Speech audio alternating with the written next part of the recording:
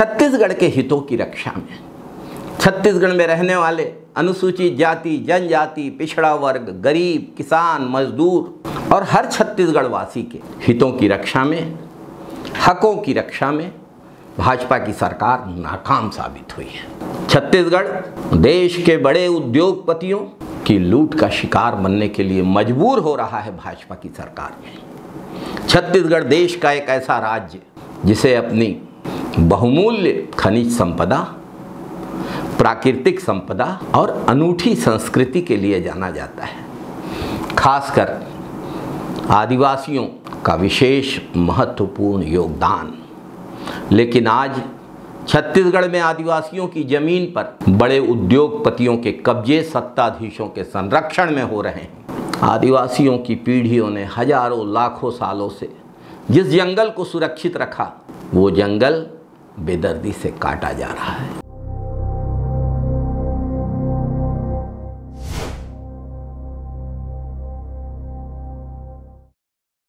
नमस्कार साथियों, छत्तीसगढ़ में बस्तर, सरगुजा, कोरबा, रायगढ़ के आदिवासी इलाकों में वन अधिकार अधिनियम फॉरेस्ट राइट्स एक्ट के नाम पर आदिवासियों को उनके अधिकारों से वंचित करने की साजिश रची जा रही है।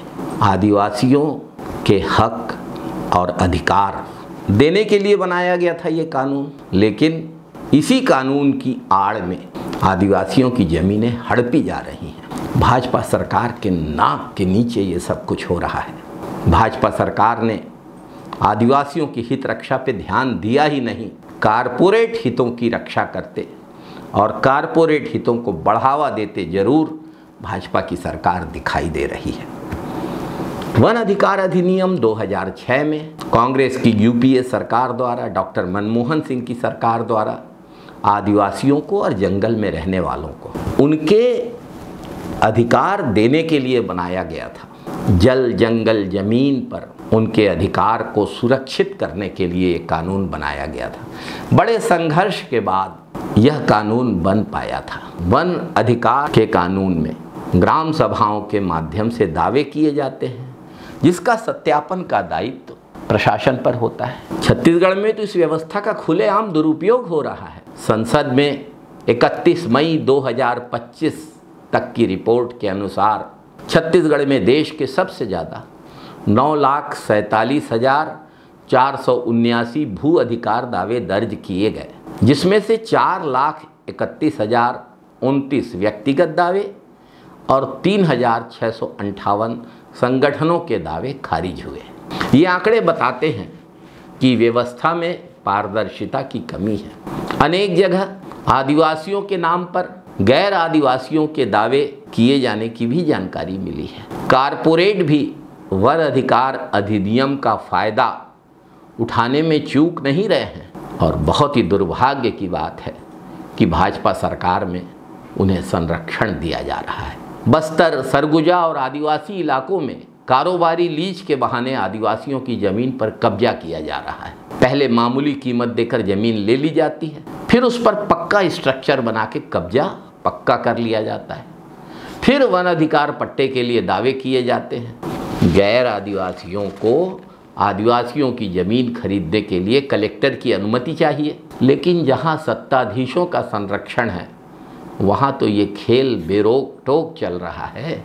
छत्तीसगढ़ के सुदूर वन क्षेत्रों में खनिजों की प्रचुरता है और इसी पर इन उद्योगपतियों की नज़र है। हसदेव और तमनार जैसे इलाकों में अदानी के लिए जंगलों की बेतहाशा कटाई हो रही है। बड़े कारपोरेट समूहों के लिए जंगल काटे जा रहे हैं। खनन और उद्योगों के लिए आदिवासियों की जमीन और जंगल छीने जा रहे हैं। आखिर उसी जंगल से तो आदिवासी वनोपज संग्रहण करते हैं। उसी जंगल में उनके पुरखों के मंदिर हैं, देवता उनके उसी मंदिर में रहते हैं और इस जमीन पर कब्जे का खेल सत्ताधीशों के संरक्षण में भयावह रूप ले चुका है। आदिवासियों ने हजारों, लाखों, करोड़ों सालों से पीढ़ी दर पीढ़ी इन जंगलों को संरक्षित किया है। जंगल बचा है तभी तक आदिवासी बचे हैं, लेकिन अब इन जंगलों पर उद्योगपति अलग अलग तरीकों से कब्जा कर रहे हैं। DMF डिस्ट्रिक्ट मिनरल फंड और CSR कॉरपोरेट सोशल रिस्पॉन्सिबिलिटी के नाम पर लूट हो रही है। वन अधिकार अधिनियम को भी शोषकों ने नहीं छोड़ा। ये अधिनियम बनाया गया था कांग्रेस की सरकार के द्वारा आदिवासियों को अधिकार देने के लिए, लेकिन भाजपा की सरकार आते ही इस अधिनियम से आदिवासियों के अधिकार छीने जा रहे हैं। लूट हो रही है आदिवासियों के हकों और हितों की। आदिवासियों को उनके घरों में, गांवों में कैद कर लिया जाता है।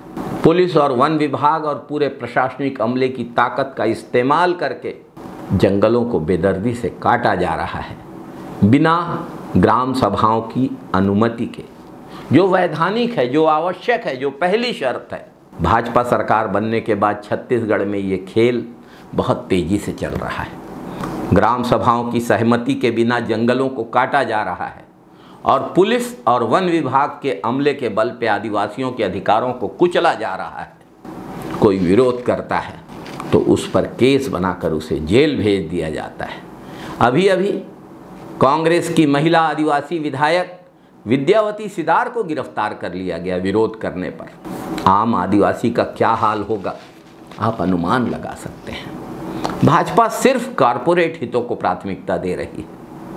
आदिवासियों के जल, जंगल और जमीन के अधिकारों की रक्षा के लिए कुछ भी नहीं कर रही है भाजपा की सरकार। आदिवासियों के हक और हित भाजपा के लिए मायने ही नहीं रखते हैं। प्रशासन की आदिवासी हित में निष्क्रियता ने कॉरपोरेट के इस शोषण को बढ़ावा और संरक्षण देने का काम किया है।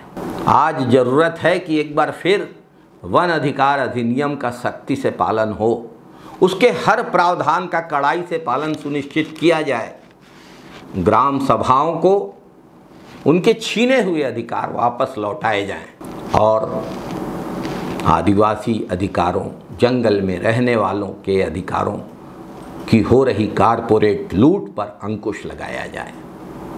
बर्दाश्त के बाहर है अब आदिवासियों के जल, जंगल, जमीन को लूटने का सिलसिला। छत्तीसगढ़ वासियों और खासकर आदिवासियों को उनके अधिकारों से वंचित करने के लिए भाजपा सरकार की कॉरपोरेट परस्त नीतियां जिम्मेदार हैं। समय आ गया है कि हम सब छत्तीसगढ़ के लोग एकजुट होकर इस लूट के खिलाफ निर्णायक लड़ाई लड़ें। जल, जंगल, जमीन, सम्मान और स्वाभिमान की रक्षा आज पहली प्राथमिकता है। इस कॉरपोरेट लूट पर चुप नहीं रहना है, डटकर मुकाबला करना होगा। समर शेष है नहीं पाप का भागी केवल व्याध, जो तटस्थ है समय लिखेगा उसका भी अपराध। जय सेवा, जय बूढ़ादेव, जय छत्तीसगढ़, जय जय छत्तीसगढ़। जय हिंद साथियों, वंदे मातरम साथियों।